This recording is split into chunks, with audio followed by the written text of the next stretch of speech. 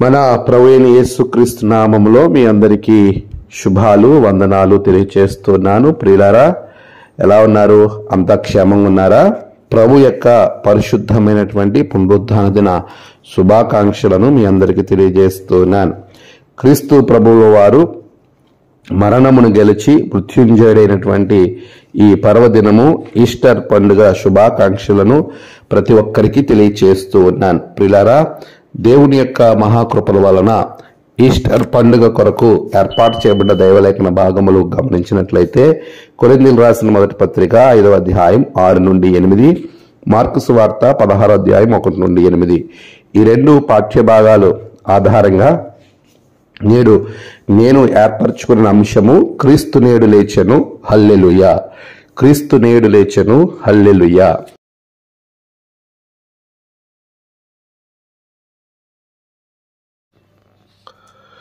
ప్రియులారా, క్రీస్తు నేడు లేచెను హల్లెలూయా అనే ఈ అంశము మన జీవితాలకు ఎంతో ఆశీర్వాదకరం. యేసు ప్రభువు వారు ఇక్కడ లేడు, ఆయన లేచాడు. మరణాన్ని గెలిచి మృత్యుంజయుడై క్రీస్తు లేచాడు. అయితే చాలామంది ఇది నిజమా? క్రీస్తు నిజంగానే లేచాడా? క్రీస్తు పునరుద్ధానం అనేది ఎంతవరకు నిజమైనది అని ఆనాటి నుండి నేటి వరకు అనేక మంది హేతువాదులు క్రీస్తుకు వ్యతిరేకమైన ప్రశ్నలు వేస్తూ క్రైస్తవ్యంపై బురద జల్లే క్రియను చేస్తూనే వస్తూ ఉన్నారు. ఎప్పటికీ చేస్తున్నారు. వీరందరి సందేహాలను పటాపంచలు చేస్తూ చరిత్ర నుండి కొన్ని ఖచ్చితమైన ఆధారాలను మనం తెలుసుకుందాం.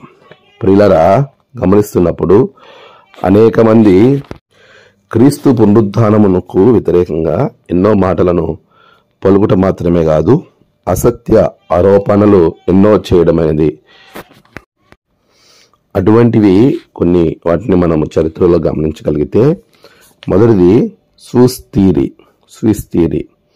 అంటే ఈ సిద్ధాంతం ప్రకారం యేసు అసలు మరణించలేదని, ఆయన సిలువలో దాదాపు 6 గంటలు భూమికి ఆకాశానికి మధ్యలో వేలాడటను బట్టి శరీరమంతా కోమాలోకి గాయపరచబడినందున, గాయాల గుండా రక్తస్రావం ఎక్కువగా జరిగినందున షాక్కి వెళ్ళాడని, ఆయనను సమాధిలో ఉంచిన తర్వాత లోపల చల్లదనానికి సుగంధ ద్రవ్యాల గుమగుమలకు తేరుకుని స్పృహలోకి వచ్చాడని ఎంతో విచిత్రమైన థియరీగా దీన్ని మనం గమనించవచ్చు.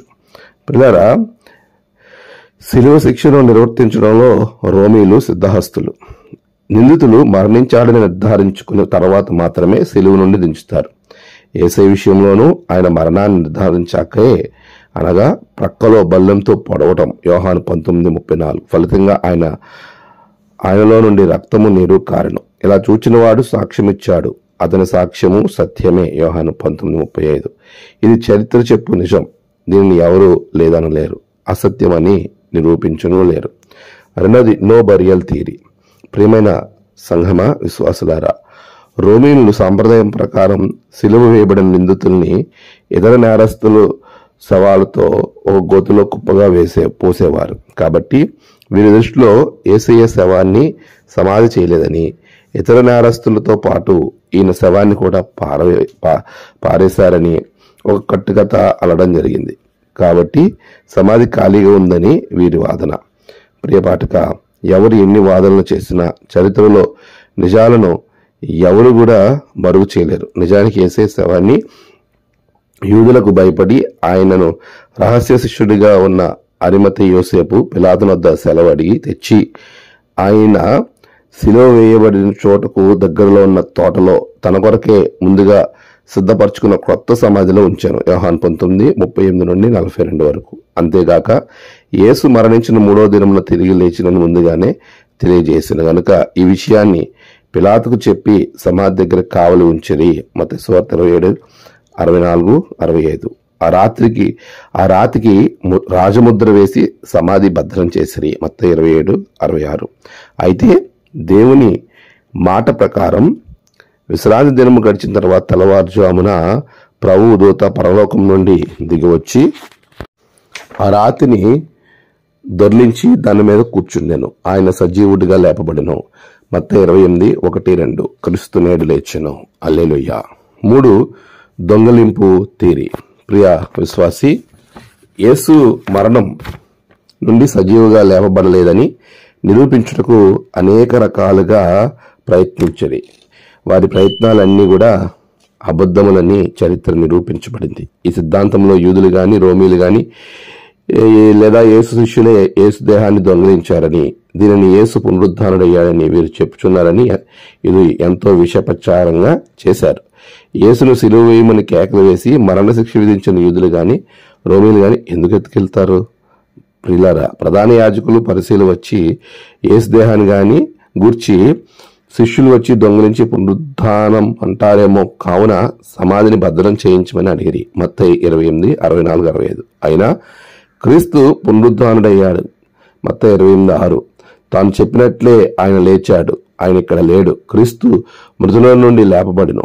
అప్పుడు వీరికి ఆలోచన వచ్చి సైనికులకు ద్రవ్యమిచ్చి మేము నిద్రించుండగా అతని శిష్యులు రాత్రివేళ వచ్చి అతన్ని ఎత్తుకుని పోయిరని చెప్పండి అని అక్కడ సైనికులకు ఆనాటి ప్రభుత్వమే అది చేయించింది. అలాగన యేసు ప్రభువు మీద విష ప్రచారం చేశారే గాని యేసు ప్రభు వారు తిరిగి లేచాడు అని చరిత్ర చెప్తుంది, ఖాళీ సమాధి చెప్తుంది. యేసు ప్రభుల వారు చనిపోయి తిరిగి లేబడి వెంటనే ఆయన పునరుద్ధానం అవ్వలేదు కానీ అనేకులకు ఒకేసారి ఆయన కనబడ్డాడు. విడివిడిగా కాదు, ఒకేసారి 500 పైగా ఉన్న వారికి ఆయన కనబడ్డాడు.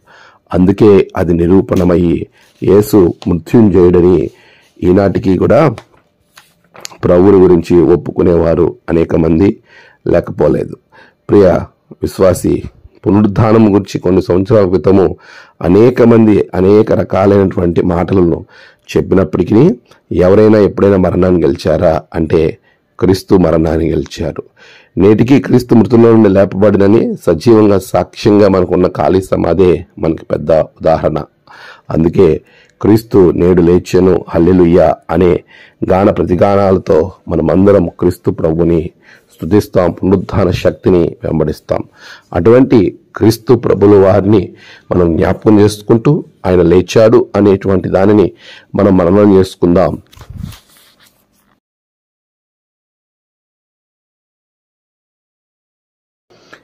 ప్రియులారా, దేవుని యొక్క వాక్య భాగాన్ని దానికి ఆధారంగా మార్కు సువార్త 16వ అధ్యాయము 6వ వచనాన్ని మనం జ్ఞాపకం చేసుకుంటే అక్కడ పాఠ్యభాగంలో చాలా స్పష్టంగా దేవుని వాక్యము మనతో మాట్లాడుతూ ఉంది.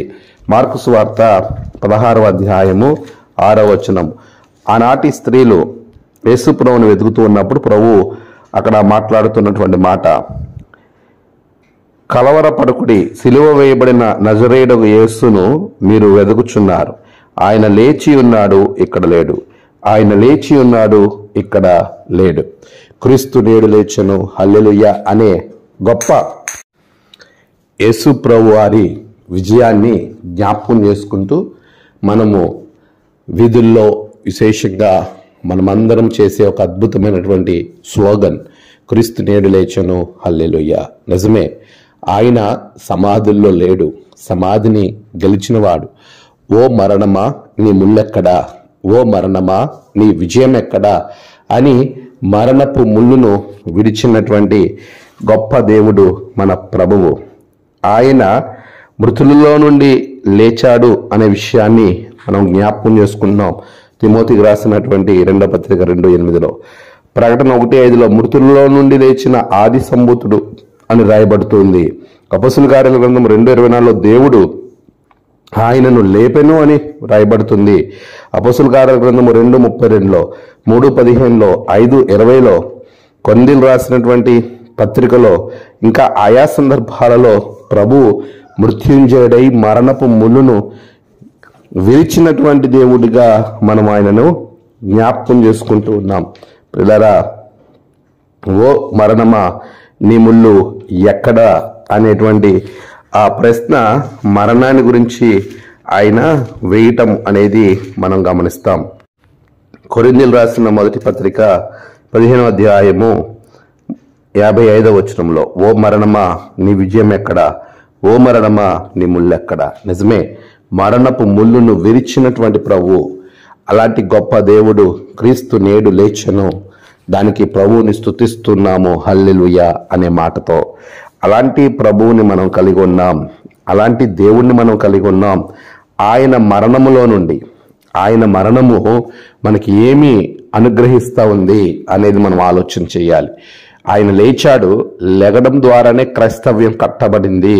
క్రీస్తు పునరుద్ధానం ద్వారానే క్రైస్తవ్యం కట్టబడింది. ఇది సజీవమైన సాక్షి. నేటికి ఖాళీ సమాధి మనకి గొప్ప సాదృశ్యంగా, ఉదాహరణగా కనబడుతుంది.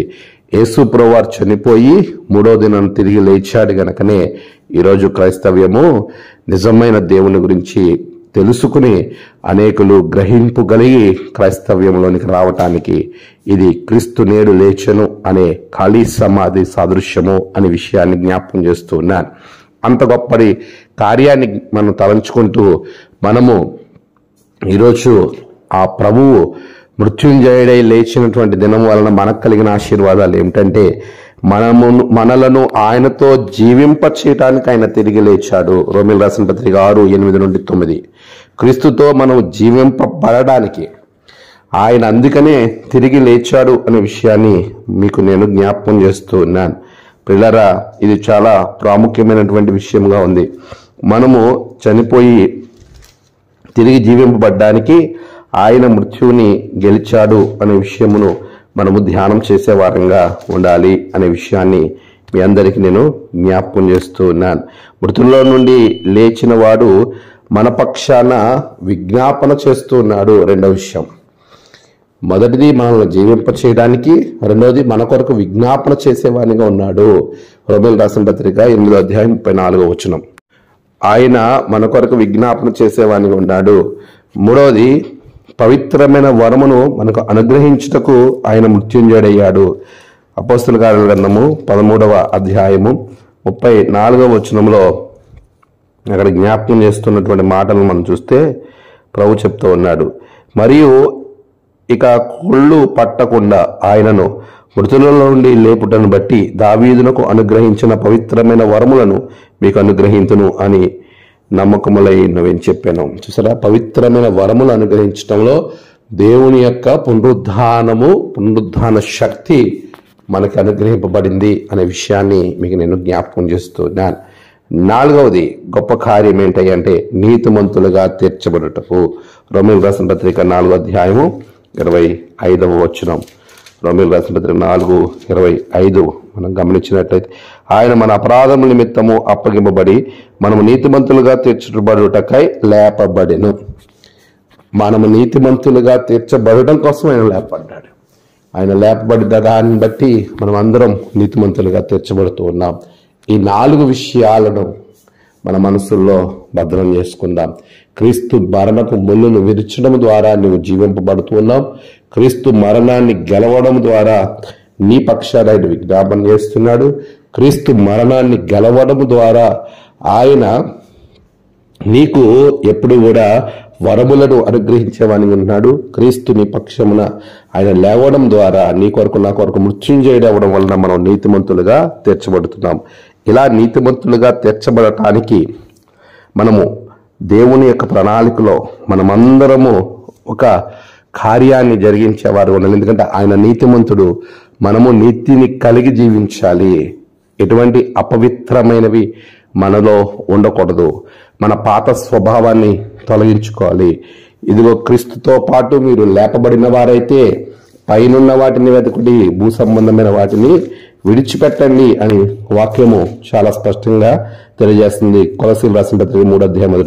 మీరు క్రీస్తుతో కూడా లేపబడిన వారైతే పైనున్న వాటిని వెతుకుడు, కానీ అక్కడ క్రీస్తు దేవుని కుడిపార్శ్వమున కూర్చుని ఉన్నాడు. పైనున్న వాటి మీదనే గాని భూ సంబంధమైన వాటి మీద మనస్సు పెట్టకుడి. భూ సంబంధమైన వాటి గురించి మనం ఆలోచన చేయకూడదు. భూ సంబంధమైనది అనే దాని గురించి ఆలోచిస్తే కొరింథీయులకు రాసిన మొదటి పత్రిక 5:6-8 ప్రభు చెప్తా ఉన్నాడు, ఆయన మన కొరకు పస్కా బలిగా పశువుగా వధింపబడ్డాడు. కాబట్టి భూ సంబంధమైన పులిసిన పిండి లక్షణాలు మనలో ఉండకూడదు.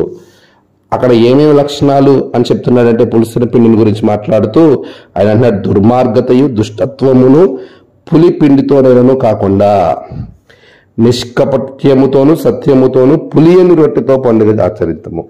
చూసారా, మనము నీతిమంతులుగా తీర్చబడటానికి ఆయన లేపబడి ఉండగా మనం నీతి కలిగి ఉండడానికి, ఈ ఆశీర్వాదం మనం పొందుకోవడానికి పస్కా బలి పశువుగా వధింపబడిన క్రీస్తు మనలను పులియని రొట్టిగా ఉండమని ఆయన ఆహ్వానిస్తూ ఉన్నాడు.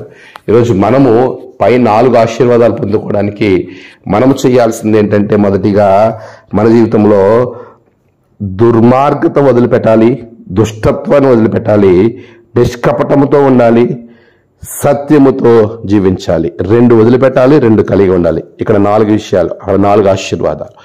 ఇలాగున మనం ఉండాలి, పులియని రొట్టిగా మనం ఉండాలి. పులిసిన పిండిని తీసివేయాలి, కొద్దిగా అయినా కూడా మొత్తం పిండినంతటిని కూడా అది పాడు చేస్తుంది అని వాక్యం చెప్తుంది. పస్కా బలి పశువుగా ఆయన ఈ లోకంలో మనందరి కొరకు పస్కా బలి పశువుగా సిలువలో ఆయన వధింపబడ్డాడు. ఆయన వధింపబడిన దానిని ఆ రోజు పస్కాకి సాదృశ్యం ఏంటంటే విడుదలకు సాదృశ్యం. పాస్ఓవర్, వారు దాటిపోయి ఉన్నారు, మరణము నుండి దాటిపోయారు. ఈరోజు పస్కా బలి ద్వారా మనము మరణము నుండి దాటిపోయాము. క్రీస్తు పస్కా బలి మనలను మరణం నుండి దాచివేసింది. ఆ పస్కా రోజులో మనం గమనిస్తే మొదటి నెల 1వ దినం నుండి 14వ దినం వరకు అది జరిగించాలి. 7 దినాలు ఆ పస్కా బలి అయిన తర్వాత వెంటనే 15వ దినం నుండి 21వ దినం వరకు 7 దినాలు పులియని రొట్టెల పండుగ జరిగించాలి. పులియని రొట్టెల పండుగ నిర్గమకాండం 12:33-34 వచనాలు మనం చదివితే, పులియక మునిపే మూట కట్టుకుని వారు పోయారు. 7 దినాలు హోమం చేయాలి, పరిశుద్ధ సంఘంగా కూడాలి, ఏ పని చేయకూడదు. వారందరూ కూడా పులిసినవి అవన్నీ కూడా వారు తినకూడదు. పొంగినవన్నీ కూడా పారివేయకుండా ఉంచుకోవాలి. లేవికాండం 23:6-8 వచనాల గురించి మాట్లాడుతున్నాడు. ఐగుప్తు నుండి వాళ్ళని వెలుపలకు రప్పించినందుకు తరతరములకు అది ఒక ఆచారంగా జరిగించాలని ప్రభు వారితో మాట్లాడుతూ ఉన్నాడు. ఈ పులియని రొట్టెల పండుగ పస్కా పండుగ అనంతరం జరిగేటువంటిది. పస్కా అయిన వెంటనే ఈ పులియని రొట్టెల పండుగ జరుగుతూ ఉంటుంది. కాబట్టి 15వ రోజు నుంచే జరుగుతూ ఉంటుంది. ఈ విషయాన్ని మనము జ్ఞాపకం చేసుకోవాల్సిన వారు ఉన్నాం. 21వ దినం వరకు, అంటే 7 దినాలు ఇది జరిగించేదిగా ఉంటూ ఉంది. ఈ పండుగ దాస్య గృహమైన ఐగుప్తు నుండి బయలుదేరి వచ్చిన దినమున జ్ఞాపకం చేసుకుంటూ చేయాలని 7 దినములు పులియని రొట్టెలు తినాలి. అదే నెలలో జరిగించుకోవాలి. అది యెహోవాకు పండగగా ఆచరించాలి, నియమకాలమున ఆచరించాలి. ఇవన్నీ విషయాలు నిర్గమకాండం 13:3-10 వచనాల్లో చాలా స్పష్టంగా జ్ఞాపకం చేశాడు. ఇంటిలో ఉన్న పులిపిండిని తీసి పారవేయాలి. పులిసిన పిండి ఏది కూడా ఉంచకూడదు, అది తీసి పారవేయాలి అని వాక్యం చెప్తా ఉంది. అంతేకాదు, పులిసినది తింటే గనక వాడు ఇశ్రాయేల్ సమాజం నుండి కొట్టివేయబడతాడు. నిర్గమకాండం 12:8 వచనము 15-20 వచనాల భాగంలో చాలా స్పష్టంగా మాట్లాడుతుంది. అంటే పులిసిన పిండి పడేయాలి కానీ తినకూడదు. ఈ పులిసిన పిండిని గురించి మనం మాట్లాడితే ఈ పండుగ ద్వారా మన పులియని రొట్టెల పండుగ ఆచరించము అని అంటే అర్థం ఏంటంటే, క్రీస్తు అను పస్కా గొర్రెపిల్ల వధింపబడింది పాతదైన పులిపిండితో కాక నిష్కపట్యమును సత్యమును పులియని రొట్టెతో పండుగ ఆచరించదమని పౌలు పత్రికలో చాలా స్పష్టంగా, కొరింథీయులకు రాసిన మొదటి పత్రిక 5:6-8 వచనాల్లో ఆయన సెలవిస్తున్నాడు. పస్కా పండుగ మరియు పులియని రొట్టెల పండుగ యేసుక్రీస్తును సూచిస్తూ ఉన్నాయి. పస్కా పండుగ ద్వారా విమోచన కలుగుతూ ఉంది. పులియని రొట్టెల పండుగ ద్వారా పరిశుద్ధతను మనం కలిగి ఉంటాం. ఈ 2 పండుగల మధ్య ఎక్కువ వ్యవధి ఏముండదు. ఒకటి అయిపోయిన వెంటనే మరొకటి ప్రారంభించబడుతుంది. కాబట్టి మనమందరము కూడా విశ్వాస జీవితంలో రక్షింపబడిన వెంటనే పరిశుద్ధతలోనికి మనము పరుగులెత్తే వారంగా ఉండాలి. కొరింథీయులకు రాసిన 2వ పత్రిక 5:17 అంటాడు, ఇదిగో పాతవి గతించెను, సమస్తము కొత్తవైని. 2 పాతవి గతించిపోవడము, కొత్తవైపోవడము 2 ఒకదానితో ఒకటి పెనవేసుకుని ఉన్నటువంటి మాటలు. కాగా ఎవడైనా క్రీస్తు యందు ఉన్న యెడల వాడు నూతన సృష్టి, పాతవి గతించెను, ఇదిగో క్రొత్తవి ఆయను.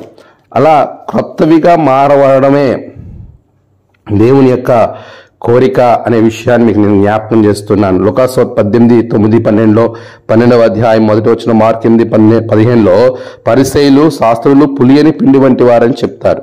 అంటే వారు దుర్బోధ చేసే సద్దుకయ్యులు, పునరుద్ధానం లేదని, దేవదూతలు ఆత్మలు లేరని, నిత్య శిక్ష లేదని హేతువాదము జరిపేటువంటి సద్దుకయ్యులు కూడా పులి పిండి వంటి వారే అని ప్రభు జ్ఞాపకం చేస్తున్నాడు.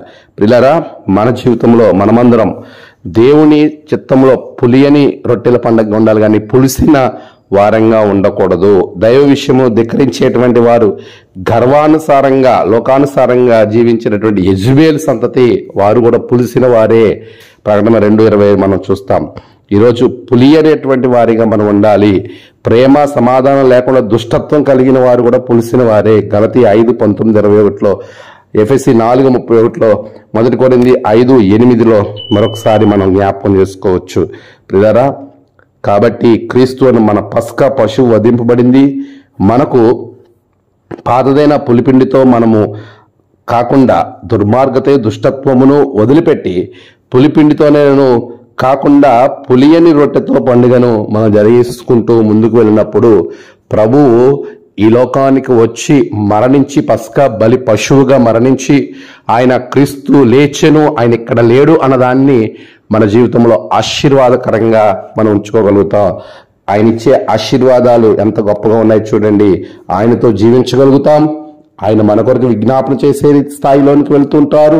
మనకు పవిత్రమైన వరములు, మనము నీతిమంతులుగా తెచ్చబడతాం. అలా చేయడానికి మనము పులియని రొట్టెల పండుగ, పులిసిన వాటిని తొలగించుకుని మనం జరిగిందాం. అట్టి కృప పరిశుద్ధాత్మ దేవుడు ఈ క్రీస్తు మహా పునరుద్ధాన దినమున ఈస్టర్ పండుగన మీకు అనుగ్రహించి నడిపించునుగాక. ఆమేన్. ప్రార్థన. పరిశుద్ధుడా, ప్రేమగల తండ్రి, గొప్ప దేవా, నీకు వందనాలు. పులియని రొట్టె వలె మేము ఉండాలని నీవు కోరుకుంటున్నావు నాయన. అలాగున మేము జీవించినట్లు నీ కృపతో మమ్మల్ని బలపరచండి. మీ సహాయము మా అందరికి అనుగ్రహించండి. నీ బిడ్డలను బహుగా దీవించమని ప్రార్థిస్తున్నాను. ఈస్టర్ అనేది ఎంత శ్రేష్టమైన పండుగ. క్రైస్తవ్యము కట్టబడడానికి క్రీస్తు పునరుద్ధాన శక్తి చాలా అవసరం. అటువంటి పునరుద్ధాన శక్తితో మమ్మల్ని నింపినందుకు వందనాలు. నీ కృపలతో మమ్మల్ని బలపరచండి. ప్రతి విశ్వాసిని ధైర్యపరచండి. క్రీస్తు నేడు లేచెను, హల్లెలూయా అనేటువంటి ఈ మాట ద్వారా క్రీస్తు నా రాజుగా రాబోతున్నాడు అనేటువంటి సిద్ధపాటు బిడ్డలకు దయచేయండి. మీరే మహిమ పొందమని యేసు నామమున ప్రార్థించి వేడుకుంటున్నాం తండ్రి. ఆమేన్. తండ్రి, కుమార, పరిశుద్ధాత్మ త్రియేక దేవుని దీవెన పరలోరాన్నైన క్రీస్తు ప్రభువుతో మిమ్మల్ని చేర్చి ప్రభు పునరుద్ధాన శక్తితో ఆశీర్వదించు.